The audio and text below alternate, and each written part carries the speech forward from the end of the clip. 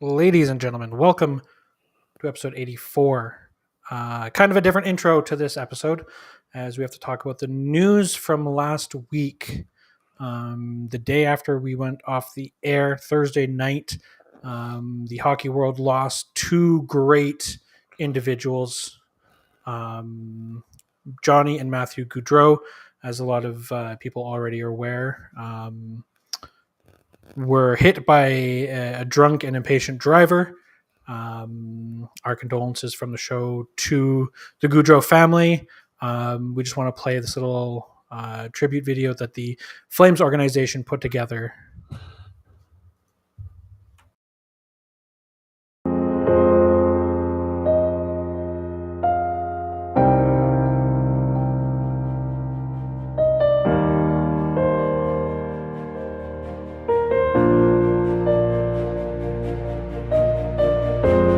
Loads up, shot, scores! Johnny Gaudreau, his first National Hockey League goal in his first National Hockey League game.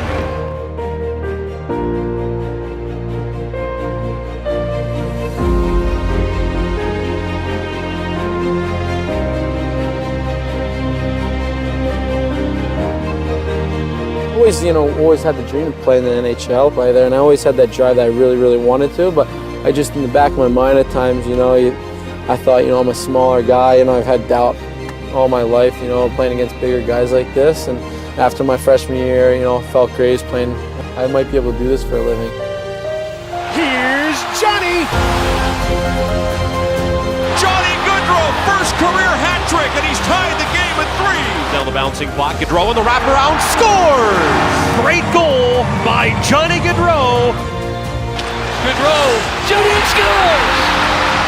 Johnny Gaudreau will go into the summer knowing that he can score here in the National Hockey League. Again, Gaudreau shoots and scores! Johnny Gaudreau! Gaudreau scores!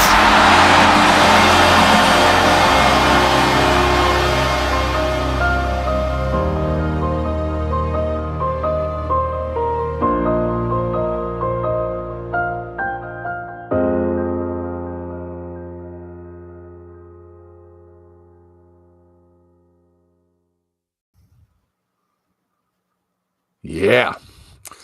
How about if we do 13 seconds of silence, Jake? I think that is a good idea.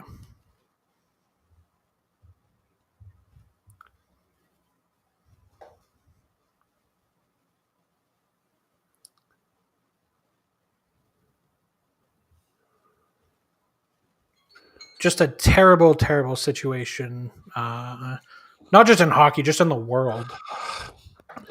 With the passing of Johnny and Matthew Gaudreau.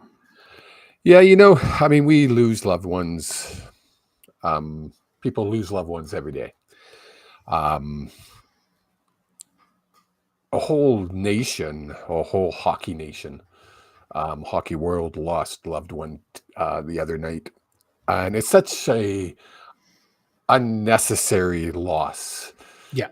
It was literally, if I put my other hat on, it was a literal interference from somebody else's stupid decisions that caused these two young men to go early.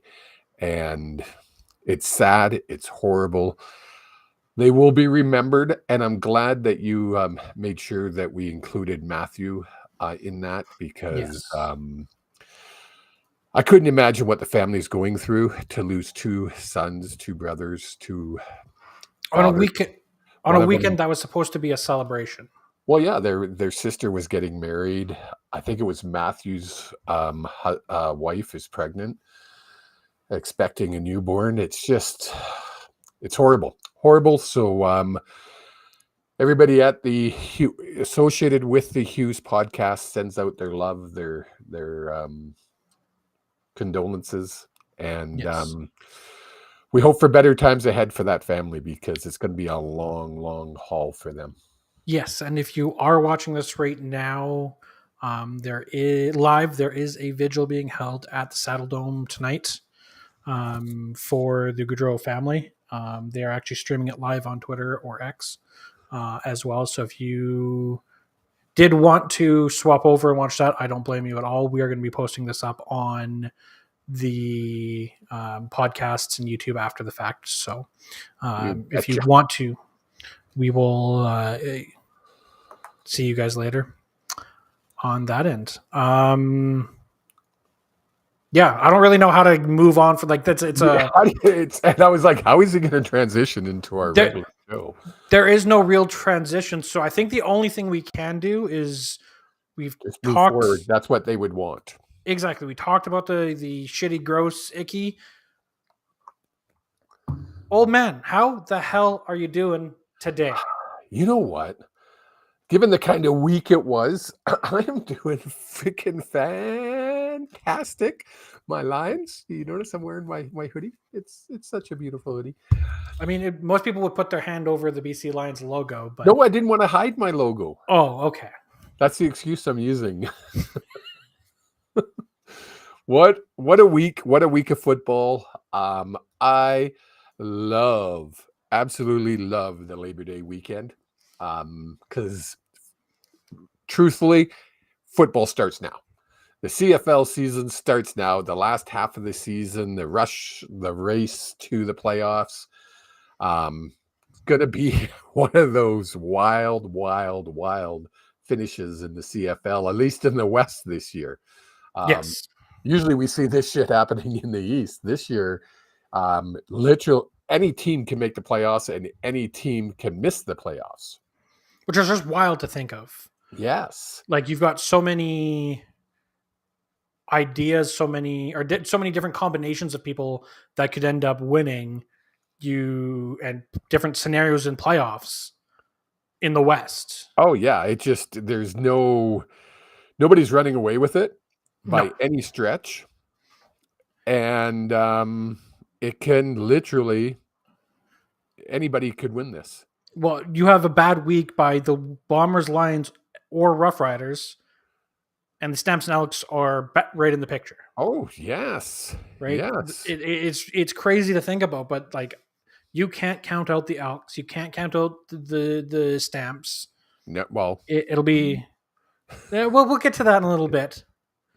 As a weekend for football, do you like them going... Up until Labor Day, they go Thursday, Friday, Saturday, Sunday games. One game a day.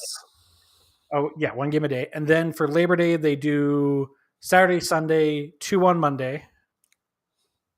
And then they do Friday, triple header Saturday. I'd rather do double header myself. Yes. I don't agree with that. I'd prefer that as well.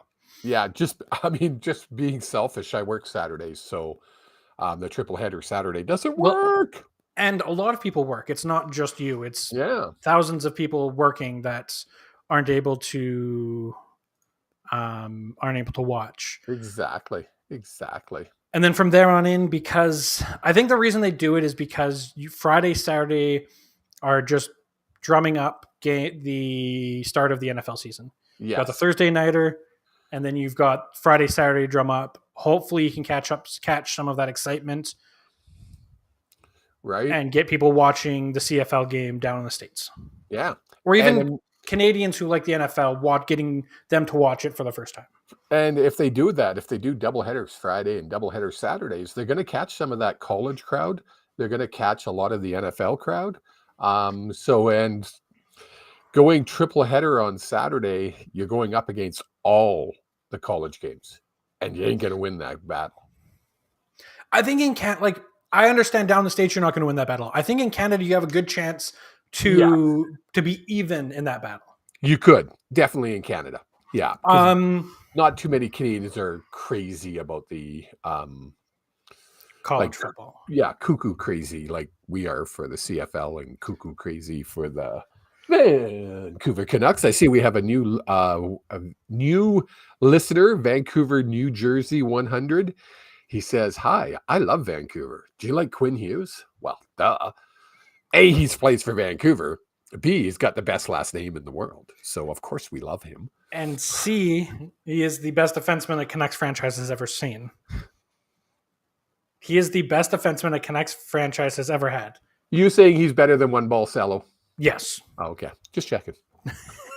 But before we start talking about the Canucks, there is some news in the Canucks world that we should touch on. The game on Saturday, the middle game of the three, is only available on CTV and TSN Plus. Isn't that interesting? I've been seeing people, because there are a lot of people like me who don't have Cable. We're cord cutters. We have TSN Plus, so we're other ways of getting live TV. Does this actually end up limiting your audience numbers by putting it on traditional cable? I don't know if they're trying to get a new audience, because you're a fan. You're going to watch the game. You're going to find a way to watch the game, legally or illegally. You're going to watch the game. Legally, of course, because that's legally what we do. Being on CTV, you might grab the lapsed fan or the fan that doesn't have the sports package on their cable. Or you could even grab a college football who's channel surfing, or an NFL fan who just wants to watch football. Yes. Right? So, I mean, But you have 5 TSN channels. Are you telling me that we have something that is taking up all 5 individual streams of those channels? I think it was more of Rogers owns CTV and TSN, or is it Bell? Bell. Sorry, Rogers. Bell owns the 3. Or the 2. I don't know if it was a condition of putting it on CTV that they couldn't have it on TSN. I don't know how that works. They do it with the NFL all the time. Is they'll have CTV and TSN carrying the same game. So I guess they could. So who knows?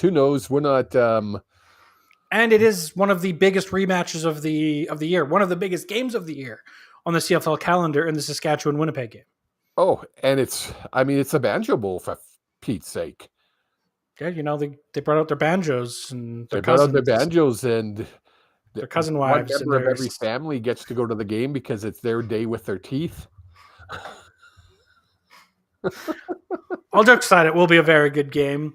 I'm looking forward to it just because I'm sure we'll get into it, but the hit on Claris, and I haven't heard anything if there's any fines or anything out yet. I'll probably come out tomorrow morning, and it's such a good rivalry, and then you add in the hatred that these players have for each other right now, and it's just going to add to that. So yeah, the fines and discipline should be out Friday because of the game. Well, because the game on Monday, so everything's delayed. Oh, that's right. So Let's Fish Alberta is asking a question. Have we discussed Johnny and Matthew yet? Let's Fish Alberta. Yeah, we did a whole opening monologue and a big video tribute. So yes, we did. If you are watching live, you can on YouTube scrub all the way back and watch it. Here are words on it, or you can listen to it after the show is completed here. Exactly. Transitioning into more hockey news, we are 35 days away from Canucks hockey. This is where I get all the tinglies and the happies, and I spent a solid hour today talking about fantasy hockey with my co-commissioner for our fantasy league, getting out all the rules because everyone has their own ideas and their own things, and it makes me want to throw heads against the walls, trying to get opinions out of people, because then as soon as you make a decision, everyone's like, well, we didn't talk about this. Well, yeah, you idiots, you didn't show up. Are you ranting? But are you ranting about fantasy hockey? That's nerd hockey. It's nerd hockey, but it's great.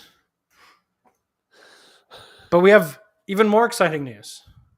We do. I don't know if you saw this. I did. But Rick Dhaliwal went to Twitter yesterday? September 3rd. Yeah, yesterday. Demko is now skating. Yes. But only 35 days until Canucks hockey, and he's just getting on the ice for the first time. There are still concerns about Shilov's health. Yes. Or there are now bubbling concerns about Shilov's health. Well, I mean, he's practicing over in Latvia or doing something in Latvia. Shilov's. Yes. Yes. That's where he's from. So yes.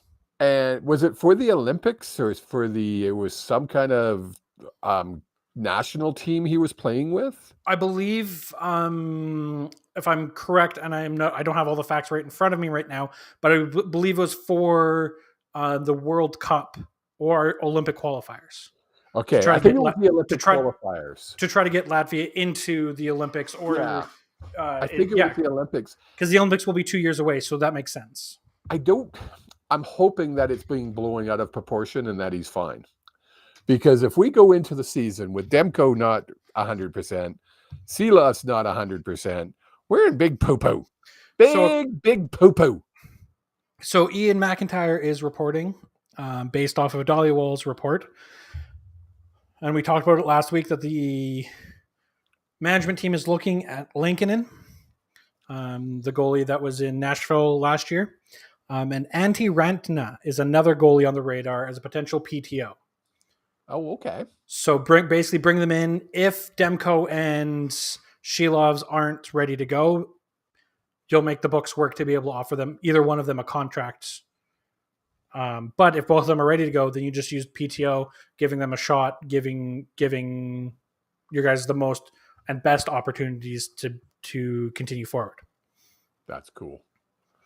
Well, let's hope. I mean, they're smarter brains than ours, obviously, or else we'd be doing it, running these shows. So let's hope. I'm just hoping Demko's ready to go. Or if not, right away, early in the season. Yes. Right.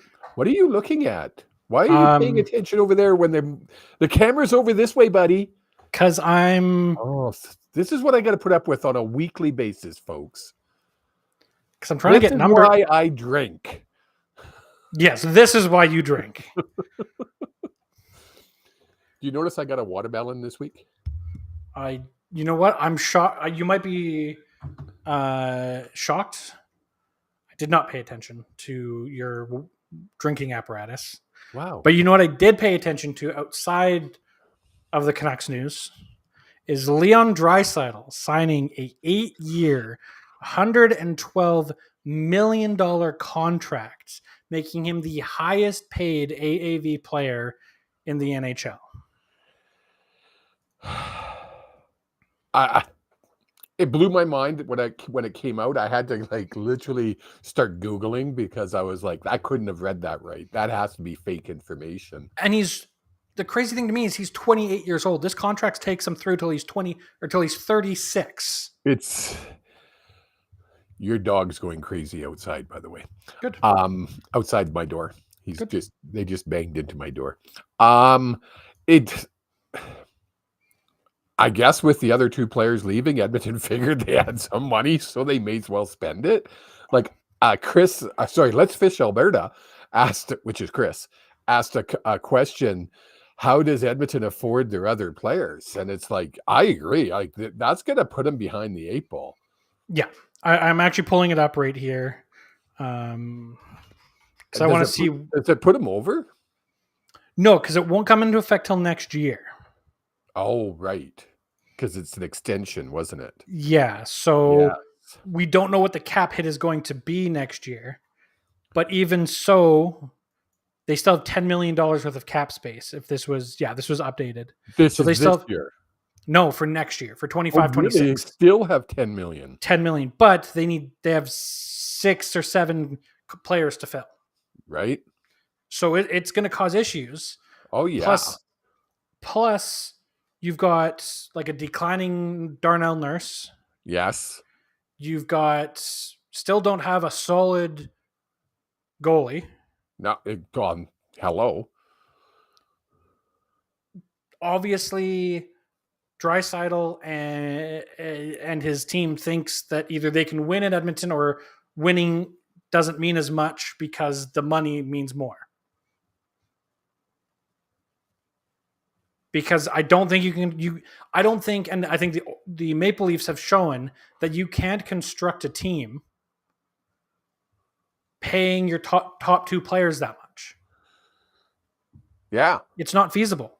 Like, you have Austin Matthews, that's great, one of the best pure goal scorers we've ever seen. But what do you have to show for it? nothing. A handful of second round appearances. At least the Oilers made it to the Stanley Cup playoffs. Yes, like Stanley Cup finals. Well, they made it to Game 7. But can you do that again? Can you assume that Stuart Skinner is going to have that type of performance again? I don't think so. Yes. Ron brings up a really good point. There's going to be a lot of trades happening over this next.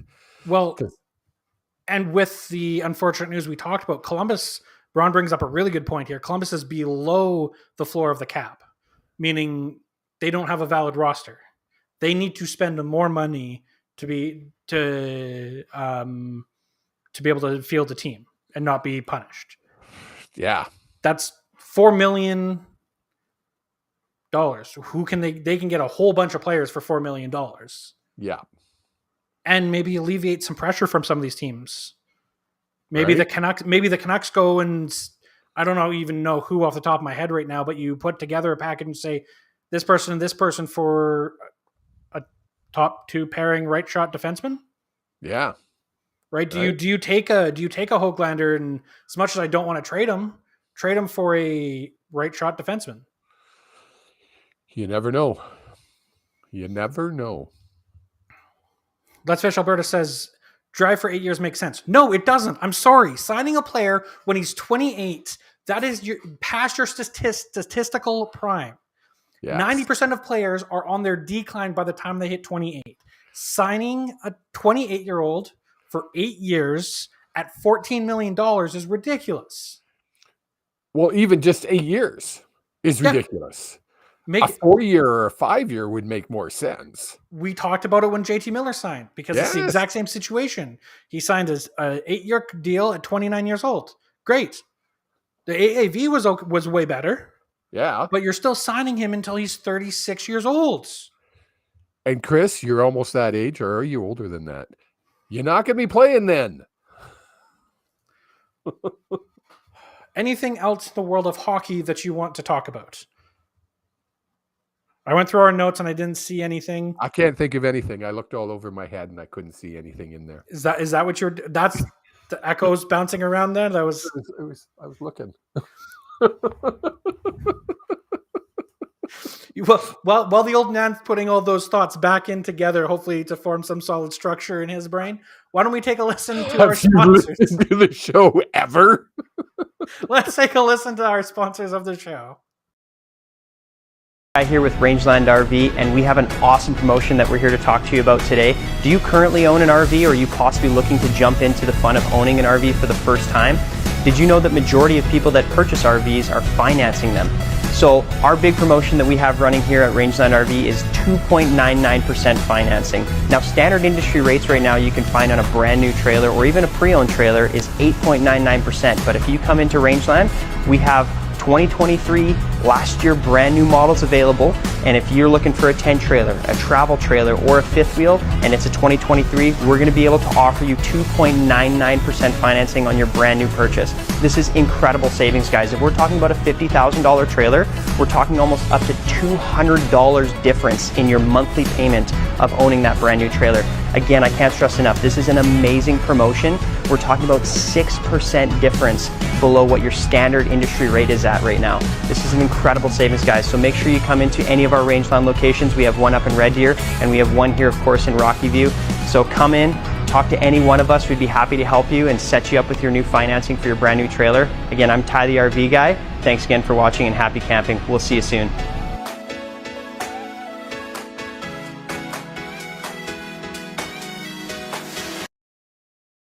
Coming up with your Week 1 NFL free pick, and it is a doozy coming for you. We've got a great game coming up with Tennessee and the Titans going in to play the Bears, and I'll tell you what, there is a nice opportunity to make some money betting on this game.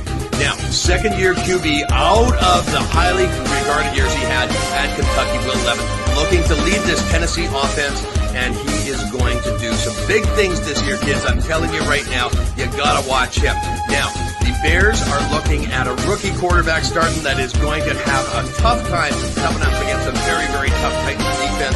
Look for this game to be a low-scoring game, but I love the line on this with Tennessee getting 4 to 4.5 points. The line's been bouncing. You get 4.5, kids. That is an early Christmas present in early September. You want to take the points here. +4 is just fine, but I really, really like the money line. +170. You got to look at advantage. You put that in a round robin. You put that in a parlay. You hook that up with some other teams. That's the game that you want to key coming up this weekend. Now, for a full analysis and for all the information you want on how to bust your bookie, we encourage you to go to kelstermania.com.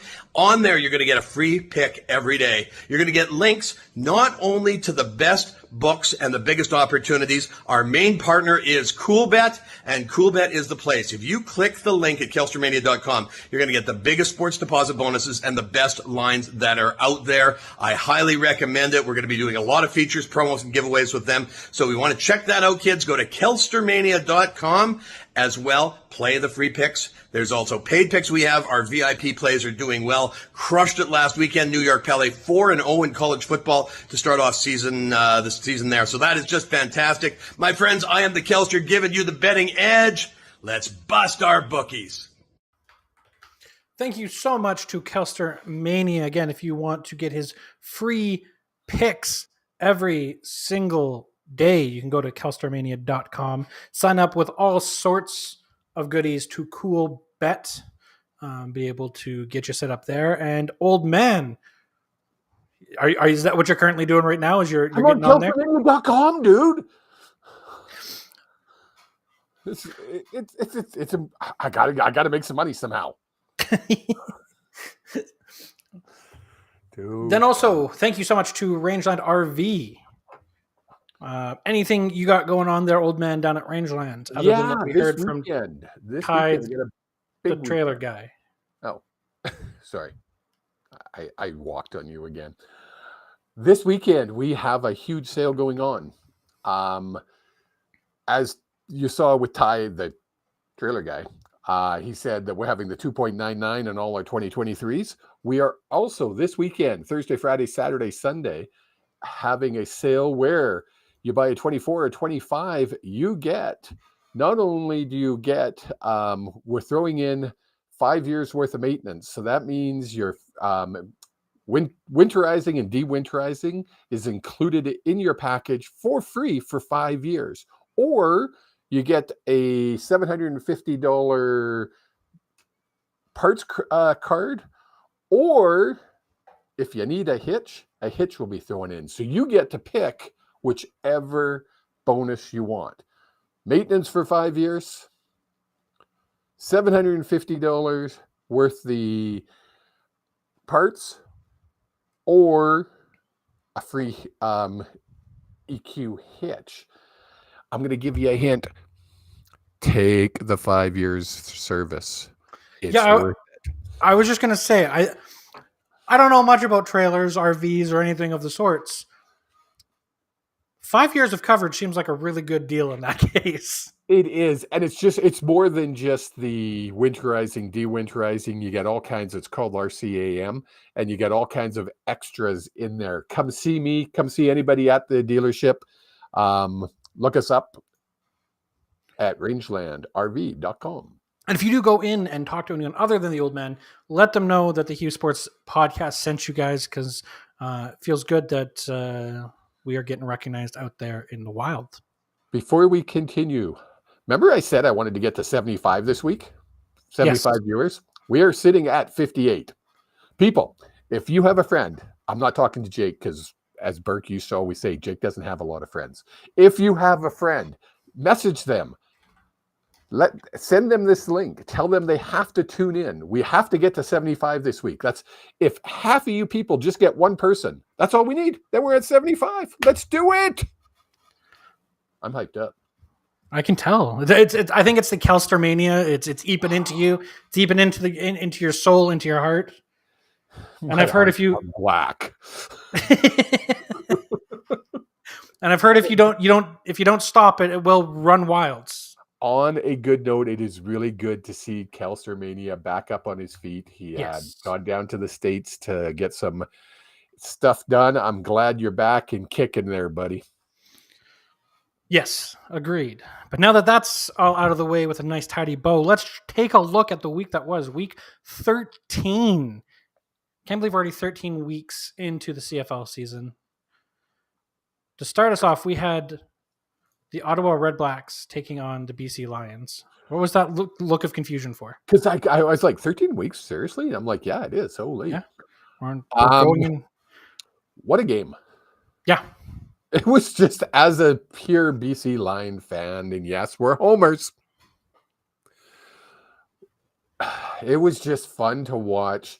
Yes, Ottawa had some players hurt and blah, blah, blah. Rourke looked like Rourke of old. He looked like he looked back when he played only a half a season and almost broke records for the most yards. Yep. The kid was on, he was running, he was throwing. Little bobble of the ball at halftime, which I'm sure we'll get into. Oh, you've already put it up there. But really the only member of the team the only thing I saw that was not clicking, and it was Hollins. And I don't know what it is. He doesn't seem to be himself. I don't know if he's fighting through something. We always say that in hockey, he must be fighting through something. Maybe Hollins is fighting through something. I'm not really sure, but man, he didn't look good. One thing that really stood out, and our good friend Farhan Lalji brought it up in his post game, was not once did we take a penalty when it was second down and extend a drive. Not once. And that was a big thing that was happening to us in past games where we were really, really undisciplined on second down. So it was good to see. Good to see. I still would like to see some more improvement on the offensive line, but I thought it was overall, top to bottom, damn good game. Definitely a much better complete game from the Lions. And you briefly touched on it, but I think we need to discuss it as we are media, as we have had Farhan Lalji on the show before, and he is a great, fantastic human being and the utmost professional. But if you didn't see it at halftime, they always have an interview with one player, and being the newly anointed face of, let's say, just the Lions, because there'll be arguments from the rest of the CFL, but a Canadian quarterback who's the highest paid quarterback in the entire league. He is the face of the CFL. And Farhan Lalji didn't even get a question out of his mouth before Nathan Rourke cuts him off, says, "We're up, we need to keep going. And thanks," pat him on the shoulder and walked off. Yeah, he said, we're up 32-6. That's all that is important. Patted him on the shoulder and said, thanks. Less than 9 seconds. The look on Farhan's face, I have never laughed so hard during a football game. Well, probably when the spider cam broke too. I was laughing pretty hard. I was pissed when I saw it because if I'm doing my job and I'm trying to interview somebody, let's say we get a guest on and they big time us like that, that'd be shitty. It'd make you feel really shitty. Farhan talked about it in his 9-minute or 8-minute and 45-second monologue after the show, or after the game. And he said, Rourke has told me over and over and over again, he hates doing halftime interviews. When the producers said we're going to get Rourke, I questioned it and I said, no, we shouldn't. And they said, yes. Even they went to the coach, and the coach went to Rourke and said, you do this one time and you're done. You'll never have to do it again. Probably the wrong thing to say to somebody who hates doing halftime interviews. He did do a great interview after the game with Farhan, I might add, on the field. Great interview. So I don't think it's a case of he can't do interviews. He just doesn't like him. Which is fine, I guess. No, it's not, because you said it. You said it. He is right now. He is the face of the BC Lions. And if you're asked to do, what are those halftime interviews? 30 seconds to a minute long. Yeah, about I would say 30 to 40 seconds. Yeah, Just do them and usually suck it's it up, princess. usually it's a quick intro, like what Farhan was trying to do to set up a question. Like, how are you feeling Exactly. out there? Oh, we're feeling good. You know, we knew it was going to be a hard fought. We've been able to get lucky a couple times. What do you expect from them in the second half? You know, more of the same. We got to make sure our defense comes out strong. Got to make sure we keep our reads. I got to make sure we're getting the ball out to the receivers, making sure that they're feeling good, and hopefully we can close it out. All right, thanks. Thanks, Farhan. Literally, I did the entire interview that Nathan Rourke could have done in 2 seconds with turning my brain off. Exactly right. Is it a case that the NHLPA or NHLPA, CFLPA needs to provide media lessons to these guys? Because the NFL does it, the NHL does it. Well, having worked with the CFL when I was working with the Rod Peterson show, I can tell you 100% they do that. Mandatory, or is it optional? I don't know about that. I would imagine it's probably mandatory because, and most sports are like that. They give you media training because, they don't want you to be embarrassed, but more importantly, they don't want you to embarrass the league. You're representing This the league. was an embarrassment to the league. This was Touchdown Pacific. All eyes on the league were on this game. Yeah. So it was an embarrassment to the league as a whole. Will they ask him again? They better. And you know what? He better do a proper interview. It's just that simple. Rod Peterson kind of summed it up.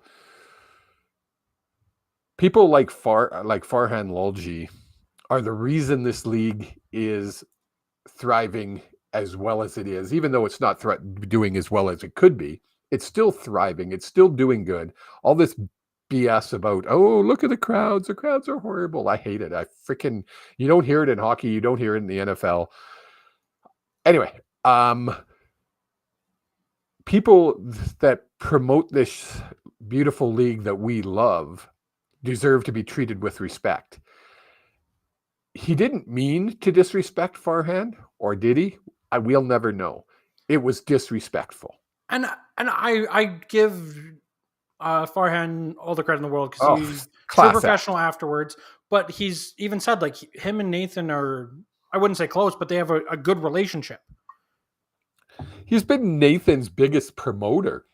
He literally tweeted out, this kid is one of the top 20 playing the game today. Yeah. And not just top 20 in the CFL. He said 20 top 20 in the game today. Yeah. Ron, I understand. So Ron Reinhold chatted in again, saying, I actually don't have a problem with it. When you're in a competitive game, your concentration is on the game. I get that. That's why I hate the interviews on the sidelines during games, coaches in commercial breaks. Wow. You're at halftime. You are getting paid, especially in someone like Nathan Rourke's case, you're getting paid $200,000 a year in marketing money, and you can't do an interview? A 30-second, 40, it doesn't have to be long, dude. I totally disagree with you, Ron. With all due respect, I think he messed up, and he should come out and apologize for that display, and he should never do it again. Yeah.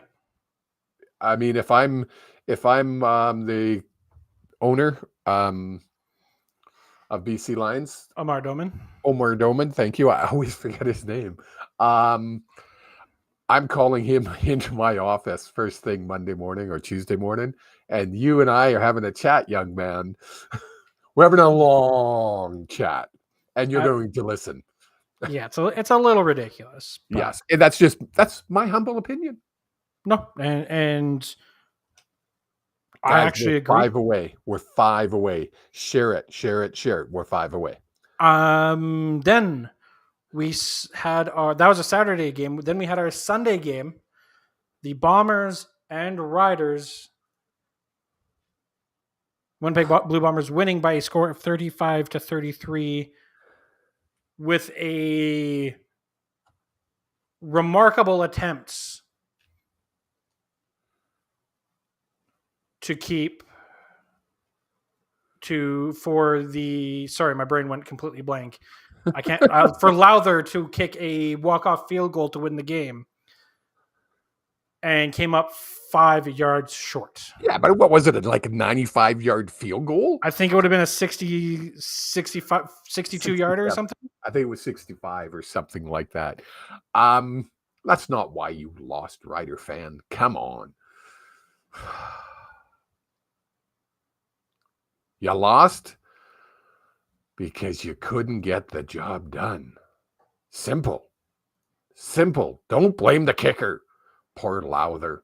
I feel bad for him. So we watched a bulk of this game together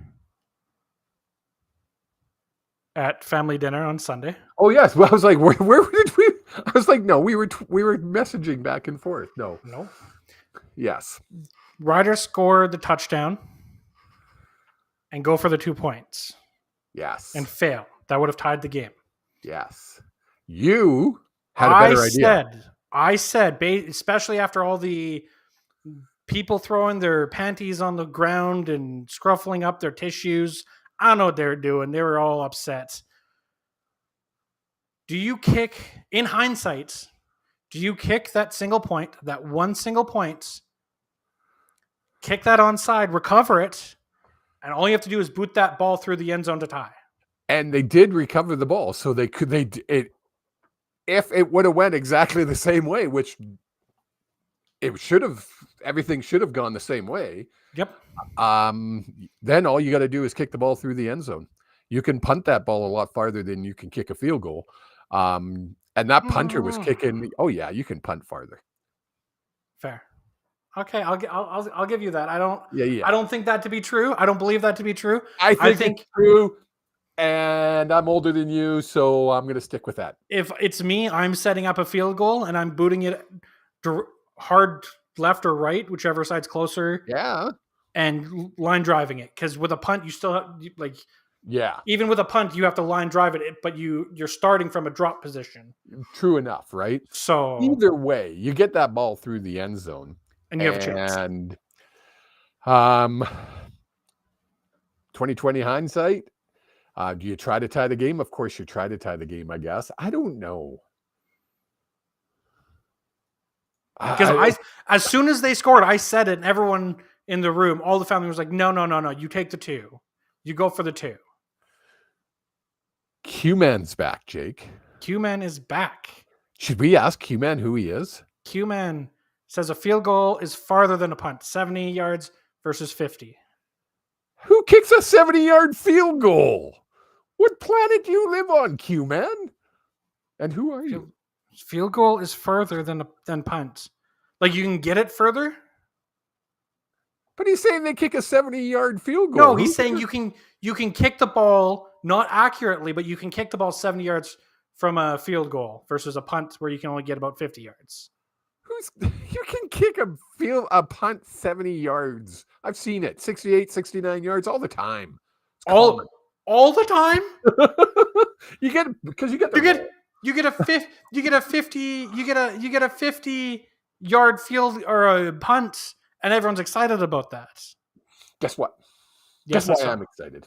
I saw. We did it, folks. You guys rock. 75 people. Jake was saying that it wasn't going to happen. That's why I'm making a big deal of it. I never said it wouldn't happen. You said that would be it. That's a big stretch, is what you said last week. Don't make me go back and grab the tape. There is no tape of that conversation. What are you talking about? Because that conversation never happens. Yes, when I said it, you go, that's a big stretch. You did? Folks, did he say it or didn't he say it? Anybody who was watching last week will stick up for me. The one other thing we do have to talk about in this game, the cheap shot. I'm going to use air quotations to hold some people's, the cheap shot on Collaros, or is it just hard football? It was, I don't know if I call it a cheap shot. I don't know if it was a cheap shot. I'm not in. Who's the guy again? Claros or No. the guy who made the hit? Yeah. Look it up as I'm talking. Yeah. The reason I say that, this is the same guy that took Drew Brown out a couple of weeks back. So Miles Brown, thank you. He took Drew Brown out a couple of weeks back with the same type of hit. It's leading with your head, and it's got to be stopped. I agree with the Winnipeg owner. Was it the owner or GM that kind of called out the league? Blue Bombers president and CEO Wade Miller. Wade Miller. I agree with them. I think the league needs to step in. There's too much of that helmet-to-helmet hits that they need to get tougher on. So it'll be interesting to see. You say Friday they're going to bring out the penalties. That's just an educated guess. Yeah. So it'll be interesting. It'll be interesting to see. I'm so torn on it. You think because that hit could have been so much worse. Knocked Collaros out. I didn't see it. It knocked him out of the game. How much worse could it have been? Like here, so I have the clip here. That's what I wanted to bring it up. Here, let me.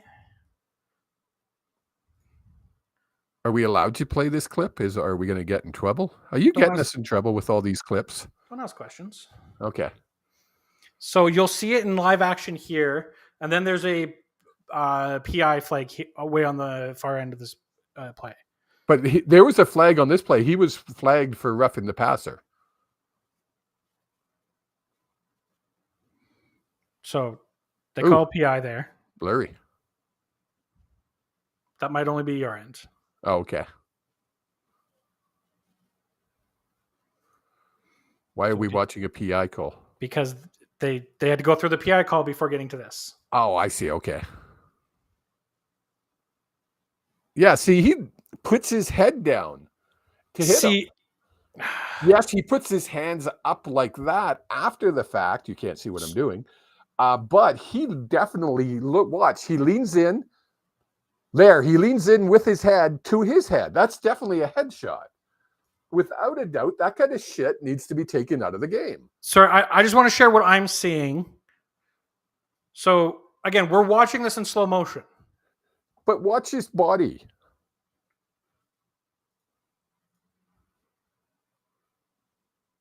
If he was definitely a headshot. I'm not disagreeing that he hit him in the head. That's not where I'm disagreeing with. To me, it's the intentional the intent to injure and the protecting the quarterbacks. I get it. That there, if you watch that in full speed, I can almost guarantee you, if he wanted to hurt him, he runs complete full through him and head out. He doesn't let up like the way he did. He let up after he hit him, and then he does this just like when you grab someone's stick, and then you go, "Oh, it wasn't me, man." Playing hockey again, or someone falls down, and you're like, "I didn't do it." I do think that the front of his mask definitely made contact with the head of the quarterback, and that needs to be taken out of the game. Yes, I'm saying it could have been a lot worse, and I think he did a really great job to pull up. But he shouldn't have hit the head. That he could have avoided that, and that's where I'm getting at. They've got to stop going low and going high. You've got this much room in between to go. Collaros wasn't ducking. He went in full standing. He could have gone in going down and put his shoulder into Collaros' gut. Probably would have knocked the wind out of him. Probably would have been better. But he runs through him like that, and he's still flagged. Oh yeah, but now that's when I would say that's just hard football. Yes, it's a penalty because it was a late hit, but it wouldn't be contacting the head or below the knee. Below the knee, contacting the head on a quarterback is in there because the quarterback is defenseless in those positions because he's out throwing the ball. He's defenseless. Below the knee and the head. If you connect with below the knee or the head, doesn't matter whether it's intention. There's no rule that says you intentionally did it. The rule should be if you hit the head or below the knee, we discussed this the other day when the guy rolled into him. Yep. Same thing. You should be out of the game because it'll stop it. What are you doing? Oh, you got a reverse angle. Like he bumped him. I'm sorry. I get he didn't just bump him. He hit him in the head, Jake. Come on. The fact again. I think it's a contacting the head penalty. I don't think there should be any extra supplemental hearing from that. I'm looking to see if we could do a poll. We can't. Dang it. I was hoping we could do a poll on our chat and put it out there. Poll here on Twitter. Put a poll up on Twitter. Is this a cheap shot? Don't put a cheap shot. Should this be banned from the league and you get kicked? Or should it just be a flag? You make it up. I'll pass it by you before that. Do it after. We're in the middle of a freaking cool show here, dude. Then we had the first of the Monday night games, or Monday day games. Day games. We had the Toronto Argonauts taking on the Hamilton Tiger Cats, and oh boy, was this game so much better than I anticipated. The Ticats winning 31 to the Argos 28. Can you say that one more time? Who won this game? The Ticats won. I don't think one person expected the Ticats to win this game, except maybe Bo 4-down Levi. What was that? Bo 4-down Levi? Who's that? Bo actually had flashes of the old 5-6 years ago Bo. And I love the way you book this. You say Bo looked good long but bad short. Yes, he did. Right out of the gate, he threw that ball long and was like, "Oh, Bo, something clicked, something." He's not afraid of getting hit, and then he throw that ball short, and it's like, "Are you seeing 4 of them?" Like I don't know what the difference is in the reads if the ball is coming out of his arm, like if he's throwing it too hard for his receivers, or what's happening, or if is he trying to take a bit off the ball, and that's what's causing. Because there was a couple times where the ball was thrown from Bo Levi, and there was a wobble to it. Yes. And it wasn't deflected. It wasn't like he had to short arm it because there's a defender in front of him or an offensive lineman in front of him. It just looked awkward and wobbly. It was a fun game to watch. And I love that you put Argos QBs looked solid because it wasn't that Argos looked bad. It was Ticats just literally outplayed them. And that's what I wanted to put. They wanted it more. The Argos QB and the entire Argos team looked like a solid second place in the CFL team, and the Ticats still managed to get the win. Dude, Bo Levi, look up his stats. What did he run for? Yes, folks, Bo Levi ran the ball. That old guy, he took off a couple times. I think he got 60 or 70 yards in yards. It was insane. Pulling up the stats right now as we speak. But you're right. It was one of those games where it should have been a yawner, and it wasn't. It was a fun game to watch. Well, it might have felt like that many. It was only 25 yards. When he ran, it felt like 90. Well, he might have ran vertically 90 yards. It was, I was impressed. I think it was only two times he ran, maybe 3. But 2. He never runs. I mean... Never. And then we saw also in that game from the Tiger Cats, they had... What is he looking at, folks? Taulia Tagovailoa. I can terrible at that name. Who is the brother? I'm trying to find his What are you talking about? Tua Tagovailoa, the quarterback who came in and ran all sorts, was his first game in the CFL, and his brother is a starting quarterback in the NFL. Oh. I'm trying to find his brother's name. Oh, I see. I was like, what are you going on about, boy? You're looking away from the camera. I don't know what you're doing. Tua Tagovailoa. I can't say their name. He plays for Florida. He plays for Miami, yeah. Miami, yeah. Yeah. Florida. So Tua and Taluya. Yeah. Yeah, you know. Not the same easy name. Slightly. name. We just add on some more syllables. Yeah. He looked very, very solid for the very limited action he had. He came in as mainly a run option QB, short yardage. I would have loved for him to throw the ball on one of his attempts, because he ran. There's a couple times where he went to, like, he read option, pulled the ball down and was running, and you could tell he just ran out of distance. If he had a guy running a route, just the way the defense was reacting, and I'm sure it's something that Hamilton's setting up for the playoffs, Oh yeah. because If they from make- my I mean, it's a long understanding stretch. is that guy can throw. It's a long stretch for Ticats to make the playoffs. They need some help. Hey, But they anything's can do possible it. in the CFL. Anything's possible. Anything. The Elks started 0-5, or the Bombers started 0-5. The Yes. Elks won in like 8, and both of them have a started 5-0 or 5-1. everything It's insane. can change on a snap in this league. Yeah. So, and then we have anything else about that game? No, it was a good game. Fun game to watch. And then we have the Edmonton Elks taking on the Calgary Stampeders. And if you did not stay up for this game, I do not blame you, because I texted you, I think, early in the second, It was a yawner.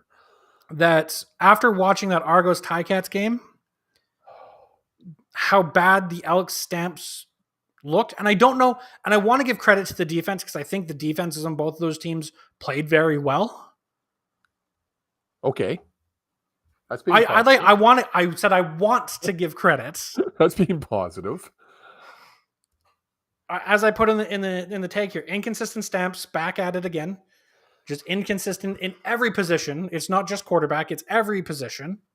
But it all starts with a QB in this league. You know that.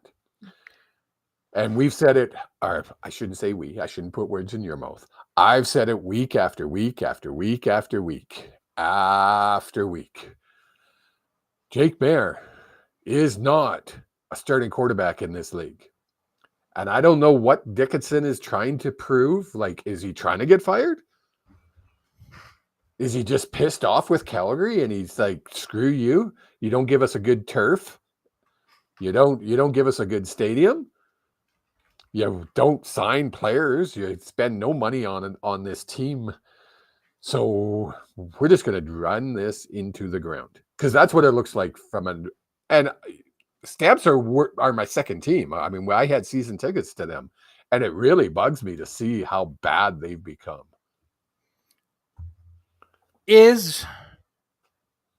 Should Dave be on the hot seat? Oh, 100%. 100%. Is he? He's lost the room. Now the big question is he? No. You got a brand new president that's trying to find his own way. Yep. You got a GM coach that just doesn't give a damn. Never has. He doesn't care. He played Bo until the wheels fell off. How many times did we say, like, when is he going to pull Bo? Yeah. And everybody's like, but they don't have another QB. Well, both Turkey, they do have another QB. Give him a shot. He can't do any worse. Pretty simple.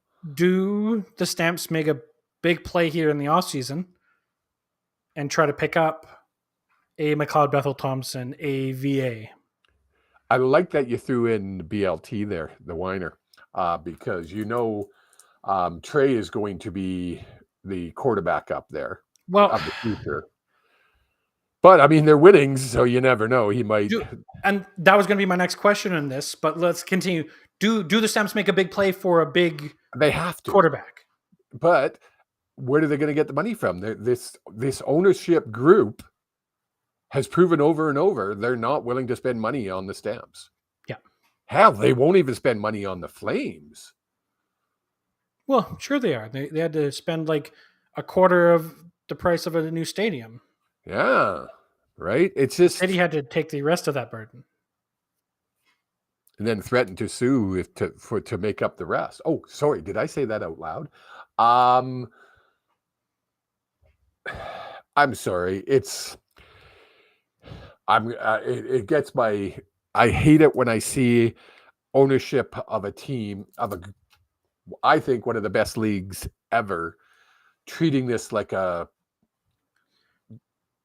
can't say it, like a second tier league, like a college league. I bit my tongue a lot there, Jake. You should be proud. I am proud of you.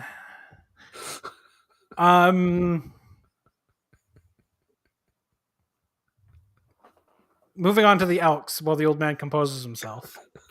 Yes.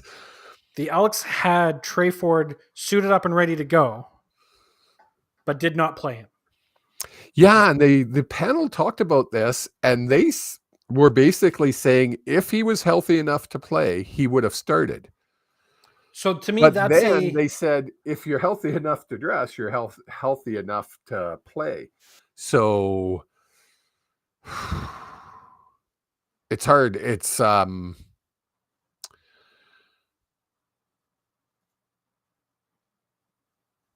going to be interesting to see. Sorry, I saw a comment on the thing that distracted me. It's going to be hard to make that call because they're winning. BLT's doing what he can to win. So it'll be interesting.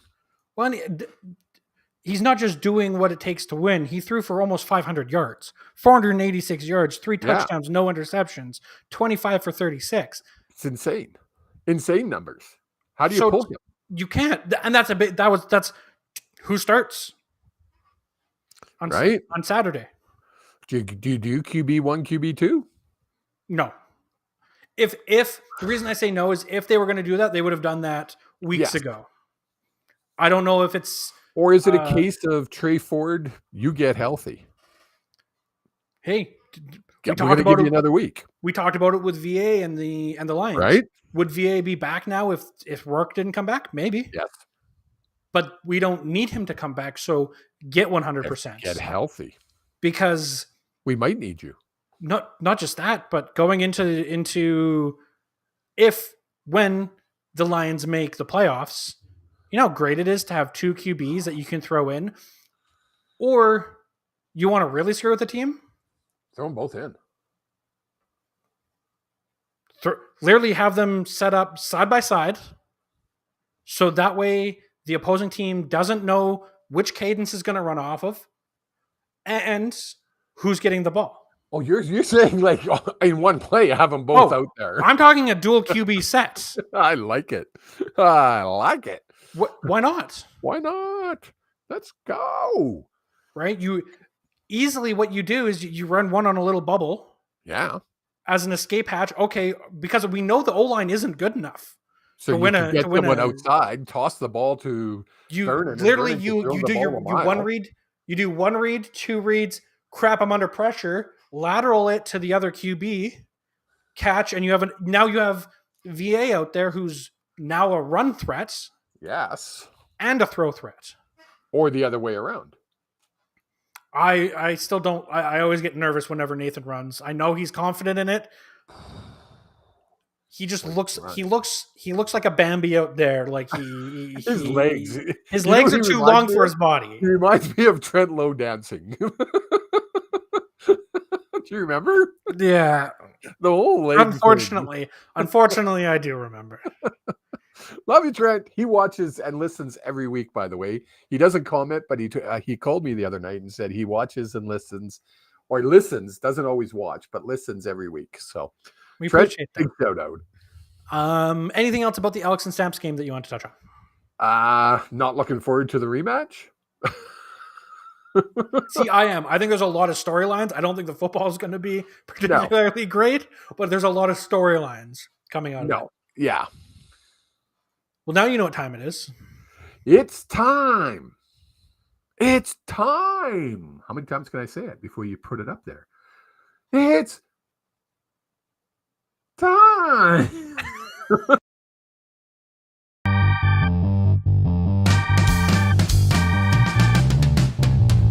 time for the old man predictions. How well did he do? Do-do-da. Do-dee-do. That's right, ladies and gentlemen. It is time for the old man predictions. How well did he do? Do-dee-da. Do-dee-do. And I can tell you that the old man went 3-1 last week, bringing his total record up to a 26-19-1.